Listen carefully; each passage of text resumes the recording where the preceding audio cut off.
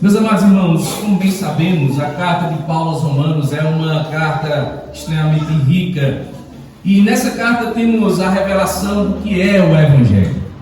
Um belo resumo do que significa a boa notícia, as boas novas. E aqui o apóstolo Paulo, meus amados, ele se preocupa em nos ensinar primeiramente a má notícia. Porque para entendermos a boa notícia, é fundamental que entendamos a má notícia. E a má notícia é: não há um justo, nenhum sequer. Depois ele trata da boa notícia. E qual é a boa notícia? Que o justo viverá pela fé em Cristo Jesus. Então, meus irmãos, além do Evangelho, Paulo fala de diversos temas fundamentais nessa carta de Paulo aos Romanos para a fé cristã, que nós iremos aprender ao longo dessa série de exposição. Nós estamos continuando essa série de pregação nessa carta de Paulo aos Romanos, e hoje nós vamos nos dedicar nesse texto do capítulo 2, do versículo 1 ao 5, onde nós encontramos aqui a ira de Deus contra a hipocrisia. A ira de Deus contra a hipocrisia. Irmãos, nós vivemos num mundo hipócrita. Isso é bem certo. É extremamente fácil apontarmos erros, pecado dos outros, enquanto ignoramos as nossas próprias falhas. Diga, isso é verdade. Muitos se consideram moralmente superiores, julgando com rigor aqueles que caem em pecado, como se fossem blindados, como se fossem os santíssimos. Porém, o apóstolo Paulo, meus irmãos, nos lembra sobre esse perigoso auto-engano que encontramos nessa passagem, do versículo 1 ao 5 do capítulo 2. Aqui ele vai confrontar diretamente, confrontar os moralistas religiosos, os hipócritas, os fariseus. Mas aqui ele não está falando dos fariseus, ele está falando de moralistas, de cristãos religiosos, de pessoas moralistas. E ele vai nos mostrar que ninguém está isento do julgamento de Deus, do justo juízo de Deus. E algo interessante acontece nesse capítulo 2, meus irmãos, porque Paulo vai utilizar de um recurso literário interessante. É como se ele estivesse aqui conversando com alguém imaginário, talvez um filósofo, talvez um palestrante, talvez alguém, um judeu muito elevado, um rabino, um mestre, alguém que aparentava então ter uma moralidade aparente na sociedade, ser aquela pessoa correta. E essa conversa poderia ser numa praça pública, poderia ser lá em Roma, onde Paulo começa então dizendo o mesmo que ele diz lá no versículo 18 do capítulo 1. O que é que diz lá? A ira de Deus se revela do céu contra toda impiedade e perversão dos homens que detêm a verdade pela injustiça. Paulo sabe que a sociedade romana, em sua maioria, é composta por pagãos que nunca ouviram falar de Deus, nunca ouviram falar de Jesus, não conheciam a lei de Deus, a lei mosaica. Mas no discurso de Paulo, ele dizia mesmo assim que os pagãos estavam debaixo da condenação divina, porque Deus havia se manifestado, Deus se revelou na consciência deles. Enquanto Paulo fala, imagine na praça, mais pessoas se aproximando, mais pessoas chegando-se a Paulo. E ele afirma, meus irmãos, que a consciência dessas pessoas acusa essas pessoas, que a natureza criada também dá testemunho de que existe um Deus, de que há um Deus, e de que ele não pode ser confundido com a própria natureza, com a própria criação. Portanto, a idolatria se demonstra então ser um comportamento que desonra esse Deus. E para com isso estão tornando, pois com isso estão tornando a verdade de Deus em mentira. E Paulo continua no verso 24 do capítulo 1. Por isso, Deus entregou esses homens à imundícia, pelas concupiscências de seu próprio coração, para desonrarem o seu corpo entre si. E Paulo continua seu discurso. Paulo vai prosseguindo, afirmando que aquele povo está vivendo na imoralidade, Por quê? Porque rejeitaram a Deus, porque abandonaram a Deus, não quiseram o Senhor, não quiseram conhecer a verdade, trocaram a verdade pela mentira, a justiça pela injustiça. E de repente, no meio da multidão, aparece alguém que vai concordar com Paulo. Aparece alguém, talvez ali um judeu, um moralista, alguém correto, dizer: Paulo está certo.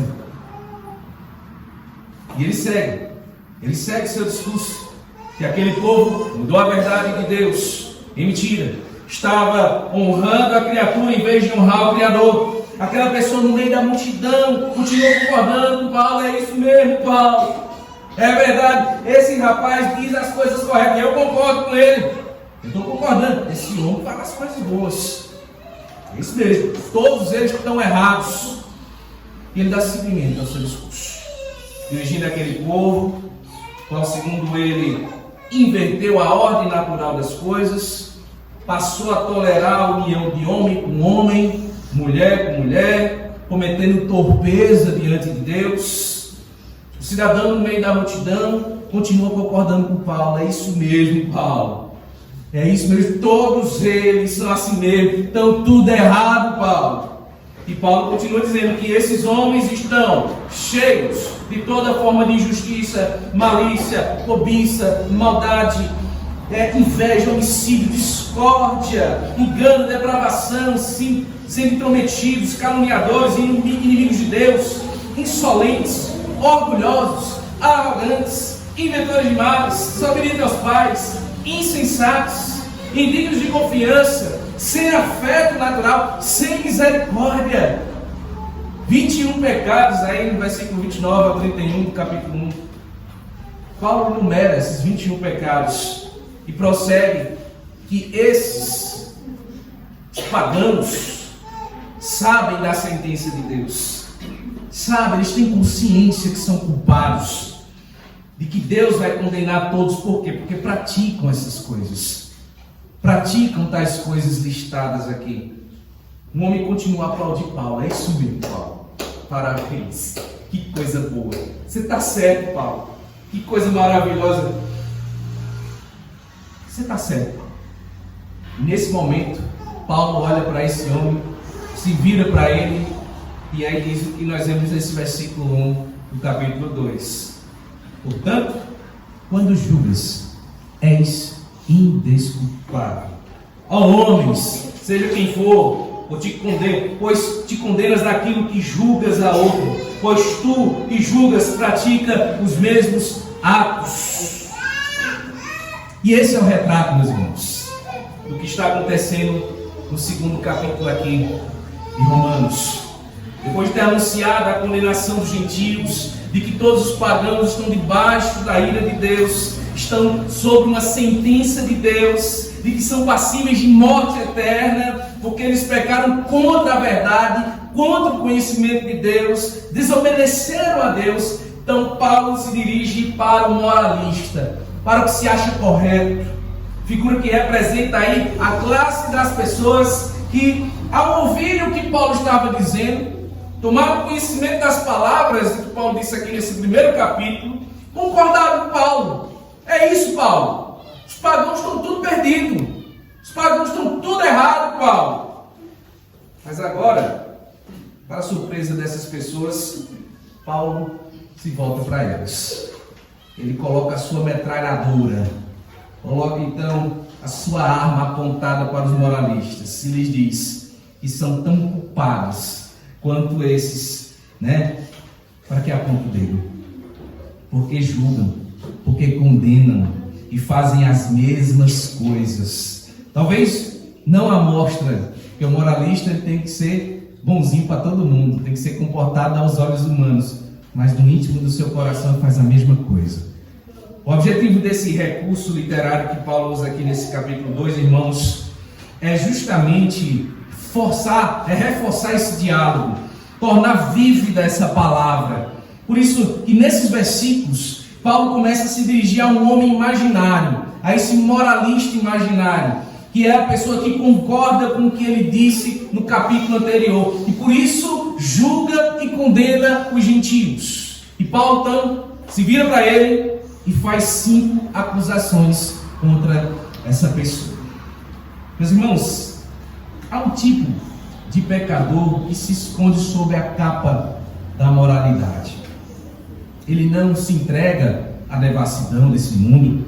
Ele frequenta a sinagoga, como lá na época de Paulo, frequenta a igreja, está sentado nos cultos, vem para a igreja, conhece os mandamentos de Deus, conhece a Bíblia, ele sabe o que é justo, o que é bom, mas o coração dele é tão corrompido quanto aquele que não conhece a palavra. Esse é moralista. E para ele, Paulo começa o capítulo dizendo: portanto, meu amado, tu és indesculpável também. Tu és indesculpável quando tu julgas ao homem. Receba a palavra aqui, portanto, que conecta o que vem a seguir com o que foi dito antes. Paulo quer mostrar que não há exceções. O juízo de Deus não recai apenas sobre o pagão que vive em promiscuidade, mas sobre todo religioso hipócrita que julga o outro sem olhar o seu próprio coração. E é aqui que a condenação se torna universal, irmãos. O apóstolo mostra que os gentios estão condenados porque rejeitaram a revelação de Deus, rejeitaram o conhecimento de Deus, viveram na prática deliberada do pecado. Os judeus, os moralistas, estão condenados por quê? Porque, embora eles tenham luz, embora eles tenham conhecimento, a lei, os profetas, a tradição, eles não obedeceram de fato e vivem em hipocrisia. E a conclusão é o que nós vemos no capítulo 3. Todos pecaram e carecem da glória de Deus. Paulo desmantela qualquer tentativa de autodefesa diante de Deus. Ele demonstra a falsa segurança da tradição religiosa, da boa moral, da cidadania exemplar. E ele nos conduz, meus irmãos, a um ponto onde nos resta somente uma esperança. Só nos resta uma esperança, que é Jesus Cristo. A justiça de Cristo imputada pela fé, que ele anunciará com mais profundidade lá no capítulo 3. Mas antes de nos mostrar, meus irmãos, o remédio, de nos mostrar justamente aquilo que é a solução para o nosso pecado, ele nos confronta com esse diagnóstico. Esse capítulo 2, meus irmãos, é a parte do diagnóstico que revela esse câncer da hipocrisia religiosa, da autojustiça, do auto-engano, da falsa segurança moral. Irmãos, quantos de nós poderíamos ser descritos nesse retrato aqui? Quantos de nós? Quantas vezes confiamos mais em nosso bom comportamento do que na graça de Cristo? Quantas vezes apontamos o pecado do mundo enquanto nutrimos pecado no nosso coração? É nesse ponto que Paulo nos chama a essa profunda introspecção. És indesculpável. Tu não tem apologia, tu não tem defesa. Portanto, o contexto é muito claro. Deus está preparando o terreno para mostrar a necessidade do Evangelho. Paulo queria pregar o Evangelho na Espanha. E ele está demonstrando aqui. Olha, pagão está perdido. Tu, moralista, também estás. E os judeus também. Então ele está falando justamente da necessidade de falarmos do Evangelho, de pregarmos o Evangelho a todos os homens. Os moralistas que se escondem atrás de uma capa de religiosidade também precisam de luz, também precisam da cruz de Cristo, tanto quanto o pecador que vive na lama do pecado, porque o juízo de Deus, meus irmãos, é justo, imparcial e inevitável. Paulo começa então dizendo, meus irmãos, que esse hipócrita moralista é tão culpado e sem desculpa quanto os pagãos que ele julga. Veja aí o verso 1. Portanto, és indesculpável, ó homem, quando julgas quem quer que sejas, porque no que julgas a outro, a ti mesmo te condenas, pois praticam as próprias coisas e condenas. Então há 3 razões, meus irmãos, que Paulo mostra aqui, aponta para fazer essa primeira acusação a esse moralista imaginário. A primeira delas é a seguinte: você é indesculpável. E você vai ser condenado porque pratica as mesmas coisas daqueles que você está condenando. É claro que os moralistas, meus irmãos, eles não iriam cometer todos esses 21 pecados que foi listado aqui no verso 29 ao 31, do capítulo 1. Além da imoralidade sexual, como a questão da homossexualidade. Mas com certeza eles eram culpados de algumas coisas. E esse é o ponto que o apóstolo Paulo defende aqui. Que a raça humana, toda ela estava debaixo do juízo de Deus.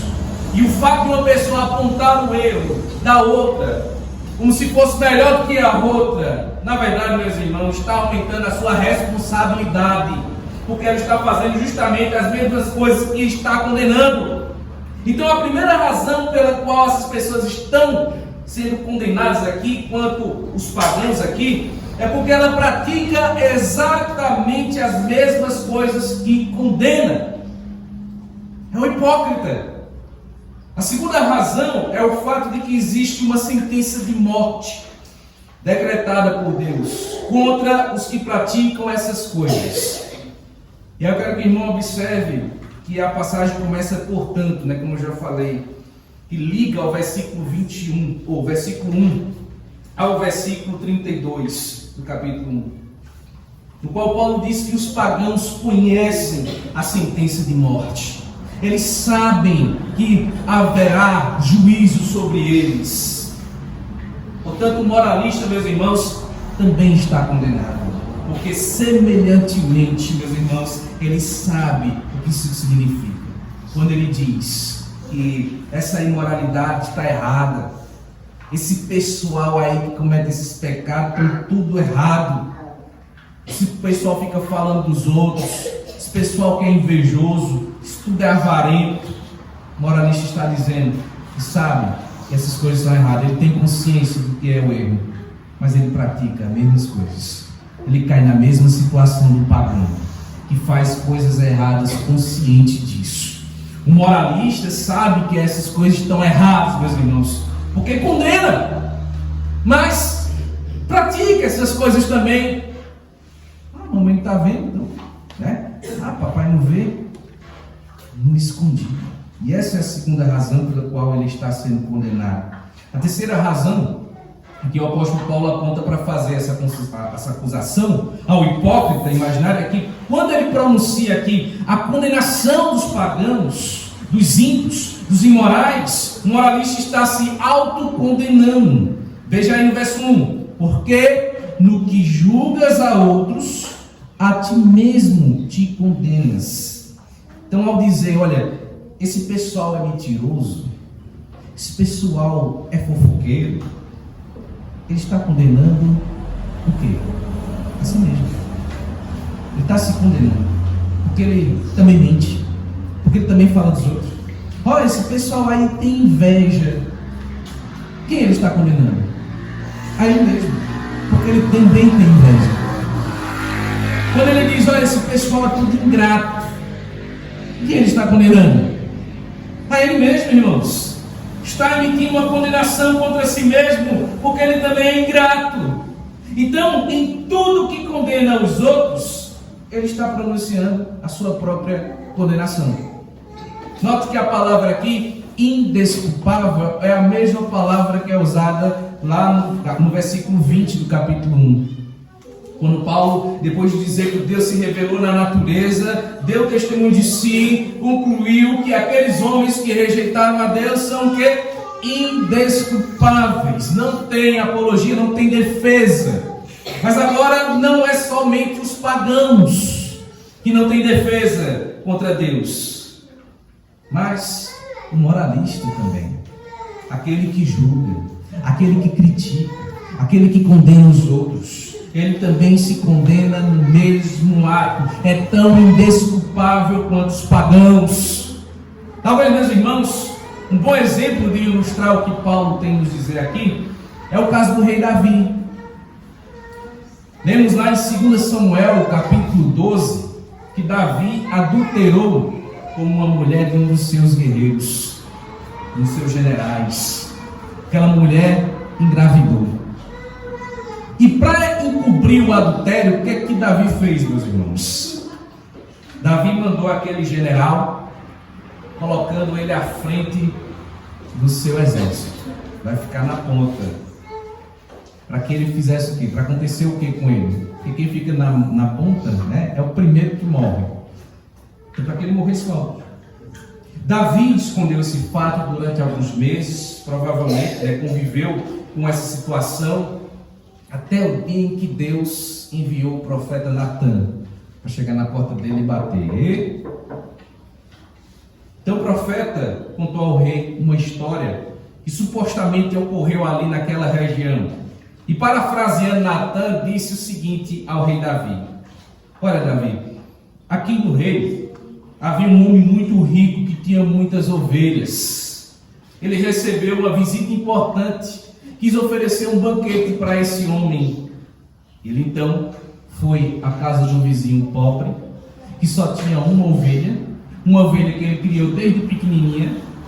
Ele pegou essa ovelha que aquele homem pobre tinha e levou para matar e oferecer a essa visita. O profeta concluiu a história com uma pergunta ao rei Davi: o que é que o senhor acha disso, rei? Na lata, meus irmãos, o rei não pensou duas vezes. O que é que ele disse? O que é que ele disse, meus irmãos?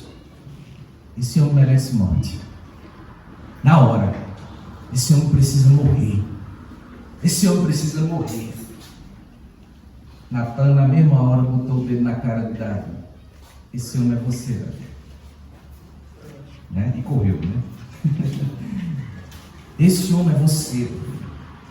Ou seja, quando Davi condena o homem rico, que tinha uma ovelha, né, que tinha tomado uma ovelha do pobre, Davi estava condenando a quem? A ele mesmo. Quando ele condena essa ação desse homem perverso, ele estava condenando a si mesmo. É disso que Paulo está tratando aqui nas Escrituras. No momento em que apontamos o dedo para alguém, tem quantos dedos voltados para nós? Tem 3 dedos voltados para nós. Antes de prosseguir, meu irmão, é preciso fazer um esclarecimento. O apóstolo Paulo não está proibindo que façamos julgamentos justos. Porque há uma situação que nós precisamos avaliar as ações, avaliar os comportamentos, as atitudes das pessoas quando chegarmos a uma conclusão. Mateus capítulo 7, versículo 1, Jesus disse: não julgueis para que não sejais julgados. Mas logo depois, lá no versículo 15, ele diz: cuidado com os falsos profetas. Não jogueis pérolas aos porcos. Ora, como é que eu vou ter cuidado com os falsos profetas se eu não sei discernir quem é falso e verdadeiro? Então como é que eu vou saber que fulano é um falso profeta? Como é que eu vou saber que alguém é porco para eu não jogar as pérolas aos porcos, meus irmãos? Como é que eu faço isso? Eu tenho que fazer o quê? Julgamento. Um julgamento justo. Então é claro que há momentos que a própria Bíblia manda que possamos examinar as coisas e façamos testes, a fim de podermos avaliar o que vem de Deus e o que não vem de Deus. E não é esse tipo de julgamento que Paulo está condenando, meus irmãos. Mas é o julgamento hipócrita, quando pessoas criticam o comportamento dos outros, mas elas mesmas fazem essas coisas que eles estão criticando. É como um rapaz que critica, né, alguém que passa no farol vermelho, mas ele é o primeiro a passar no farol vermelho. É como alguém que critica a corrupção lá no Brasil, mas é o primeiro a ser corrupto no seu negócio. Na época de Paulo, eram os moralistas, os filósofos, os estoicos, os políticos de Roma, mas a maioria, meus irmãos, eram judeus, que gostavam de condenar o resto da humanidade, esquecendo-se, ou não, querendo, então, se livrar disso. Então essa é a primeira coisa que Paulo diz aos moralistas: você é tão culpado, indesculpável, Quantos pagãos que você condena, porque você pratica as mesmas coisas, e sabe que esses atos estão errados, mas continua praticando. Ao agir assim, ele está se autocondenando. E Paulo prossegue, mostrando que o moralista será julgado por um Deus que é verdadeiro no dia do juízo. Veja o verso 2. Bem sabemos que o juízo de Deus é segundo a verdade contra os que praticam tais coisas. Aqui o apóstolo Paulo, meu irmão, estabelece um ponto de contato com o moralista, um ponto de concordância. É como se ele dissesse ao moralista imaginário o seguinte: olha, vem cá, meu querido, nós dois concordemos que Deus, quando julga as pessoas, ele julga com verdade, não é? Sim, nós sabemos disso. Nós dois sabemos que o justo juízo de Deus é segundo a verdade contra os que praticam tais coisas. Ou seja, Deus é verdadeiro. É isso mesmo, Paulo. Deus é verdadeiro. Deus é justo. Sim. Isso significa que ele então não faz acepção de pessoas no seu julgamento. E que ele julgará as pessoas de acordo com o que é verdadeiro. Não é isso? Sim, Paulo. Nós dois também sabemos disso. Nós sabemos disso, Paulo. Verdade. E eu fico imaginando o moralista dizendo: eu sei, Paulo, eu concordo com você. Exatamente com o fato de Deus é justo, Deus é verdadeiro, Deus vai julgar, ele não fará acepção de pessoa. Então Paulo vai e confronta ele no verso 3. Tu, ó homem, que condenas os que praticam tais coisas e fazem as mesmas, pensas que te livrarás do juízo de Deus? Em outras palavras, o apóstolo Paulo diz: deixa o moralista encurralado. Ele encosta na parede e diz: você está pensando que Deus vai abrir uma exceção para você só porque você está na igreja? Você está pensando que Deus vai te fazer uma exceção só porque você é bonzinho aos olhos do mundo? Presunçoso, ousado. Se você concorda comigo que Deus é verdadeiro no seu juízo, que Ele não é que Ele é imparcial, o que pode levar uma pessoa a pensar que Ele vai fazer exceção de alguém? Se você concorda comigo que Deus é verdadeiro no seu julgamento, por que então está pensando que você vai escapar do juízo de Deus? Quando você critica os outros, quando você condena os outros. O que Paulo está dizendo aqui, meus irmãos, é que pode ser resumido da seguinte maneira: um dia Deus vai julgar toda a humanidade de acordo com o quê? Com as suas obras, com o que as pessoas cometeram, de acordo com as suas atitudes, com as suas práticas, escolhas, decisões, com o caminhar, com o viver aqui, e não de acordo com o que dizem. Porque falar é bonito, falar é fácil, e fazer? Deus não escolherá o discurso do religioso de ninguém como critério para condenar ou não. O que Ele julgará serão as nossas obras, porque as obras revelam o verdadeiro estado do nosso coração. As palavras enganam, meu irmão, mas as obras trazidas à luz expressam a verdade interior. Isso é o que a Bíblia ensina do começo ao fim. Se uma pessoa moralista condena o erro das outras, como faziam os judeus, os filósofos, os políticos, mas praticam as mesmas coisas, Deus vai julgá-la exatamente como julgou os pagãos. Não haverá diferença, porque Deus é verdadeiro em seu julgamento. Então, o que deixa essa impressão de que Deus te abrirá uma exceção? O que leva a pensar que Deus vai condenar o imoral, o idólatra, o impuro, o avarento, mas não fará nada contra o moralista, que faz as mesmas coisas, só porque ele diz que são erradas. E Deus não aprova isso. O discurso moralista, meu irmão, não será uma cortina de fumaça para cobrir os olhos de Deus. O Senhor olha além das suas palavras. O Senhor olha além do teu louvor. O Senhor olha além daquilo que tu fala. É com base nisso que Ele vai julgar, meus irmãos. Ele vê aquilo que tu faz, não aquilo que tu fala. O Senhor olha além das palavras. ninguém se livrará do juízo de Deus, simplesmente porque está dentro de uma igreja, simplesmente porque se tornou religioso, porque foi batizado, porque foi professo, porque adotou um discurso religioso, porque está condenando os outros, porque Deus de fato vai julgar segundo a verdade, pelas obras que nós praticamos. Por quê? Porque você pensa que escapará do juízo de Deus. Por quê?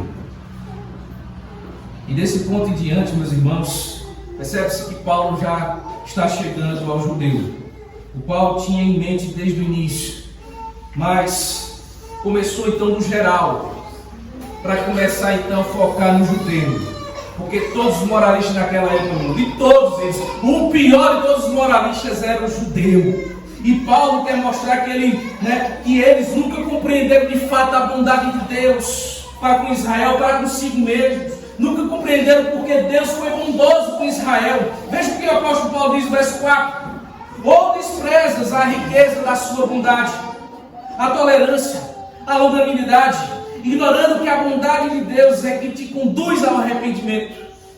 Na afirmação aqui, desprezas as riquezas da sua bondade. Vemos que Deus, Ele é bondoso. Ele não é só bondoso, mas Ele é rico em bondade. Significa que Ele tem bondade suficiente para derramar para todos nós abundantemente. Deus é bilionário em bondade. Mesmo que Ele derrame bondade sobre cada um dos seres humanos dessa terra, meus irmãos. Cada um desses humanos, cada um dos que vivem, dos que viveram e dos que ainda vão viver, ainda sopra bondade, porque Deus é bom. E Ele foi particularmente bondoso com Israel, uma nação que Ele escolheu no meio de tantas outras. Deus chamou Abraão no meio das outras pessoas, fez com Abraão uma aliança, um pacto, prometeu a ele uma descendência que seria do seu povo, deu-lhe uma aliança, promessa, um culto verdadeiro, meus irmãos. Deus disse a Abraão que dele viria um Salvador do mundo, que Deus seria o seu Deus e a sua descendência, essa descendência seria abençoaria toda a família da terra. O Senhor tinha sido extremamente bondoso com Abraão e os seus descendentes são os judeus.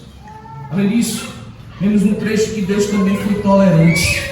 Tolerância então significa não castigar de imediato. Deus é justo, meus irmãos, Deus é santo.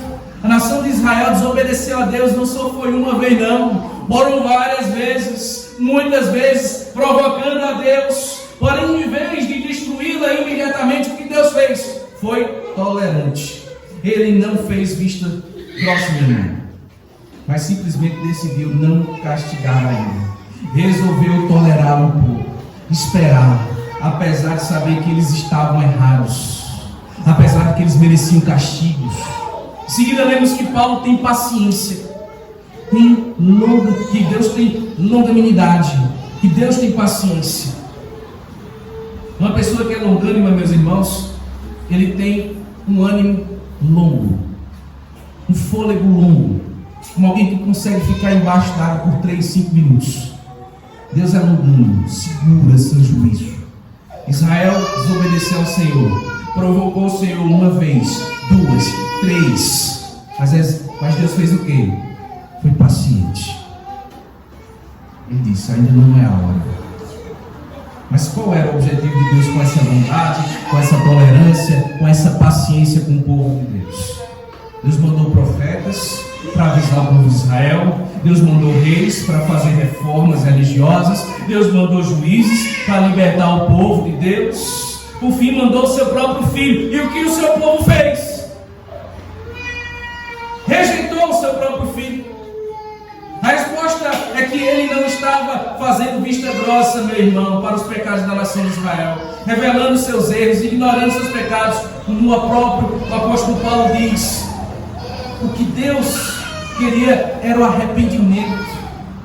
Ele diz: ou desprezas as riquezas da bondade, tolerância, paciência, ignorando que a graça de Deus te conduz ao arrependimento. O que Deus quer de Israel era o arrependimento. Toda a misericórdia que Deus demonstrou à nação de Israel no passado tinha como objetivo levar o judeu ao arrependimento. E pense nessa analogia.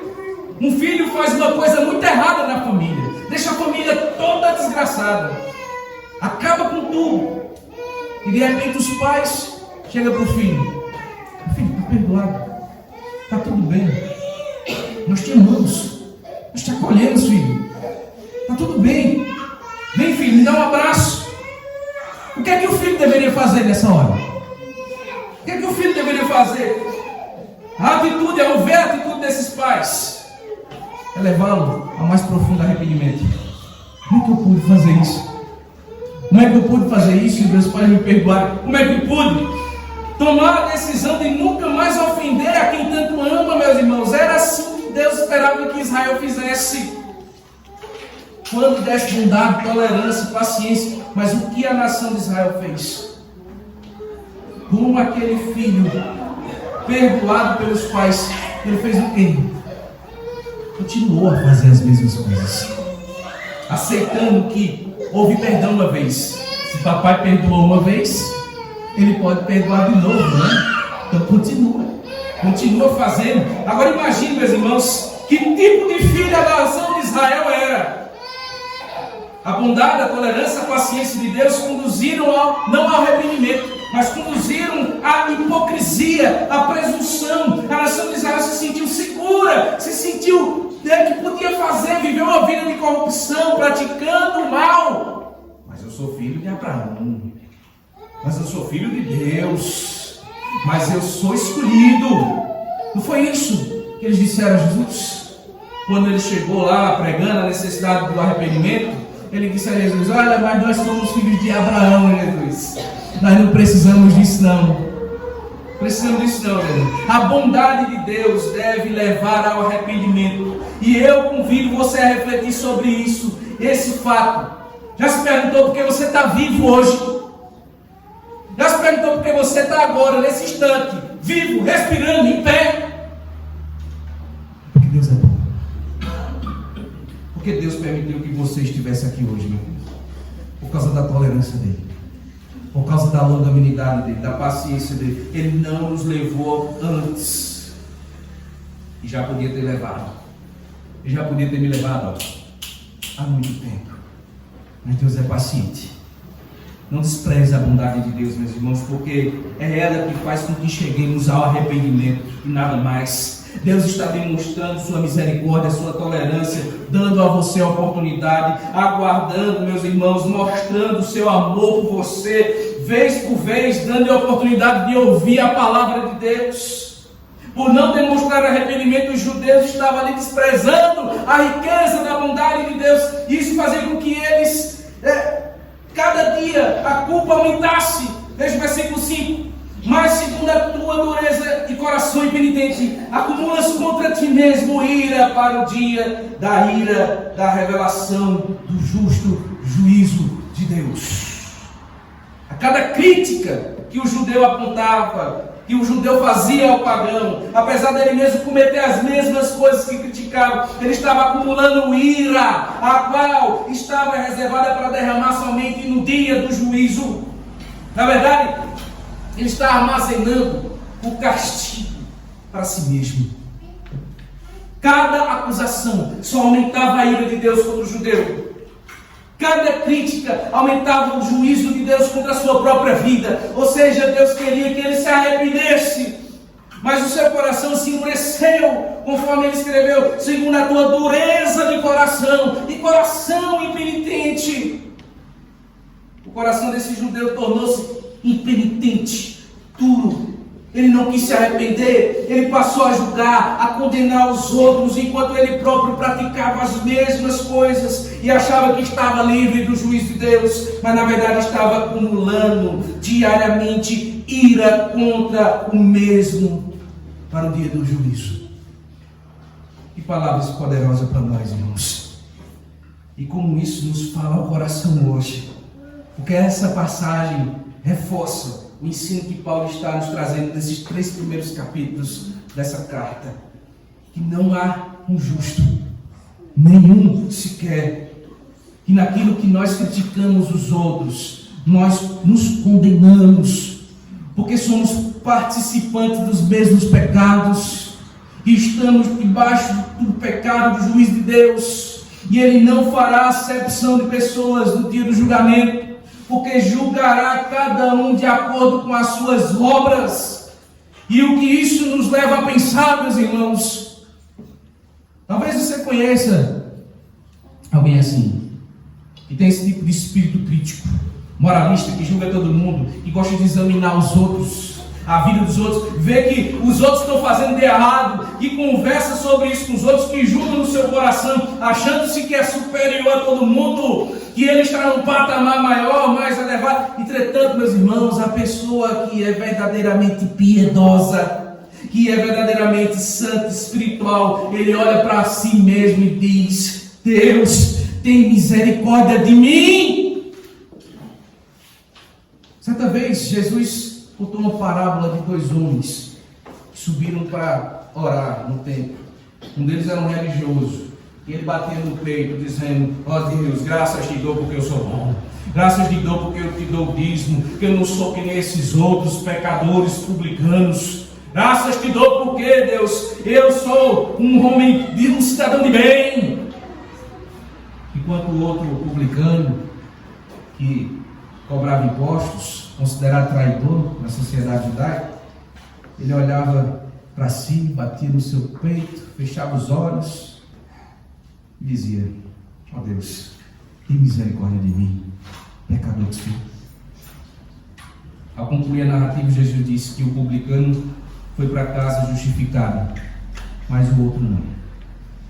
Quem tem esse espírito, quem tem essa arrogância de se achar imune ao juízo de Deus, e também costuma criticar, condenar os outros, às vezes por meio de cobranças indevidas, críticas, mídias sociais, as quais se prestam muito bem para esse tipo de coisa, que Deus tenha misericórdia de quem age assim, irmãos, porque isso é o resultado de um coração impenitente, endurecido.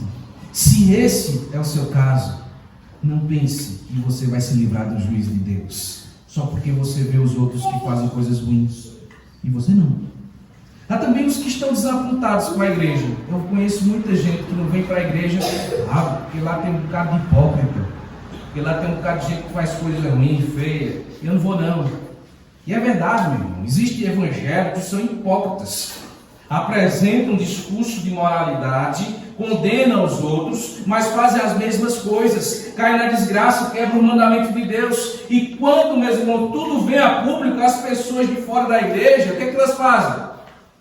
Eu não quero ser membro dessa igreja, ser membro daquela igreja, que fulano fez aquilo, que fulano fez isso. Muitas pessoas não querem saber do evangelho por causa dos hipócritas que há na igreja. É importante que você veja como Deus trata aqui os hipócritas. Deus não concorda com eles, Deus não aceita eles, não aceita a hipocrisia. Então nessa passagem está muito claro que um dia Ele haverá de julgar os hipócritas, e aqueles que dizem uma coisa e fazem outra. Assim, se você é uma dessas pessoas que se decepcionaram com os evangélicos, eu quero dizer que a sua desilusão não deveria ser com a igreja de Deus, com a igreja com Deus, mas consigo mesmo. Porque é bem possível que você também seja tão hipócrita quanto esses que você disse que é. Todos nós pertencemos a uma raça humana, meus irmãos, que é caída em pecado. E como características nós somos inconsistentes. Vivemos uma coisa, mas falamos outra. E foi exatamente por isso que o Evangelho foi nos dado, meus irmãos. Porque somos pecadores. Precisamos de salvação. Precisamos de misericórdia, de perdão. Será que há Evangelho nesse texto de hoje, meus irmãos? Sim. Justamente quando Paulo disse que a bondade de Deus nos conduz ao arrependimento. E é isso que Deus quer de nós. Que reconhecemos que todas as práticas são erradas, que estamos contrariando a lei de Deus, fere a santidade de Deus, traz sobre nós a sentença de Deus, na qual determina que são dignos de morte, que praticam essas coisas. Deus quer nos levar, meus irmãos, a reconhecer que somos dignos de morte, por causa da nossa iniquidade, por causa do nosso pecado. Além disso, Ele quer nos levar a reconhecer a sua bondade. Tem sido paciente com você e comigo até hoje, meus irmãos. Ele tem sido paciente comigo. Ele tem sido paciente com você. Porque quer nos levar a essa posição. O que Deus quer de mim? O que Deus quer de você? Uma coisa só. Que você se arrependa. É isso que Deus quer. O arrependimento é um estado, é uma maneira de viver. Você vive se arrependendo porque você é um pecador. Que a corrupção está no seu coração. Que você ofende a Deus. Que você somente merece a ira de Deus. E é isso que Deus quer que haja no nosso coração. A bondade de Deus nos conduz ao arrependimento. Quando refletimos sobre a paciência, a tolerância dele e acima de tudo sobre o fato de que ele mandou seu filho morrer na cruz do Calvário pelos nossos pecados, para que pudéssemos ser salvos da nossa inconstância, da nossa hipocrisia, da nossa falsa moralidade, nós então deveríamos nos curvar diante de Deus e dizer: de fato, Senhor, não mereço nada. De fato, Senhor, eu não mereço nada de Ti. Isso deveria também mudar a nossa atitude com relação a outras pessoas, a maneira como olhamos o erro dos outros. Não significa que nós não vamos ver o erro dos outros, mas sim que teremos uma atitude diferente ao olhar o erro dos outros e dizer: sei que você está passando, meu irmão. Eu poderia ter feito a mesma coisa. Poderia ser eu. Na pessoa que adulterou, na pessoa que mentiu, na pessoa que enganou, na pessoa que invejou. Poderia ser eu, meu irmão. Poderia ter feito eu a mesma coisa. Porque também sou tão pecador quanto você. Mas veja, eu vou lhe mostrar onde existe perdão. Venha, eu vou lhe dizer de que maneira podemos ser perdoados e como Deus pode restaurar a tua vida. Não é condenação não, irmão. É mostrar, claro, o erro do outro, mas dizer: olha, há perdão. Vou orar por você. Poderia ser eu. Devemos agir assim. Em vez de simplesmente apontar o dedo, rotular as pessoas que são pecadoras e assim por diante. Fulano é assim, fulano é assado. Porque se fizermos isso, meu irmão, estaremos fazendo a mesma coisa com relação a nós mesmos. Se você condena os outros, está condenando a si mesmo. Que Deus nos conceda esse arrependimento, irmãos. Que Ele derrame sobre nós a sua graça, a sua misericórdia. Que Ele tire do nosso meio todo espírito de hipocrisia, de censura, de julgamento. E nos dê um verdadeiro espírito evangélico de quebrantamento, de humildade, para nos tornarmos como pecadores que encontraram a graça de Deus, o perdão de Deus e a reconciliação. Que Deus nos abençoe, irmãos. Amém.